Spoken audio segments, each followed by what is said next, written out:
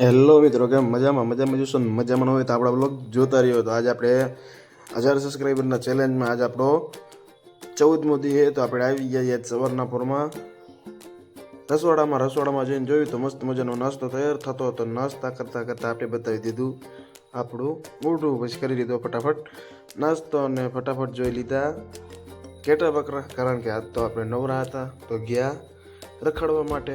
રખડતા આપણે ગાડી હાંકતા તમને બતાવી દીધું આપણું મોઢું, કારણ કે તમને ખબર પડી જાય કે ભાઈ જ ગાડી હાકે છે. પછી પાછું આવી ગયો ઘરે બપોરા કરવા. તો બપોરામાં તો ઝાડના રોટલા અને લીલા ચણાનું શાક હતું. ને પછી પાછા નીચે રખડવા નીકળી ગયા.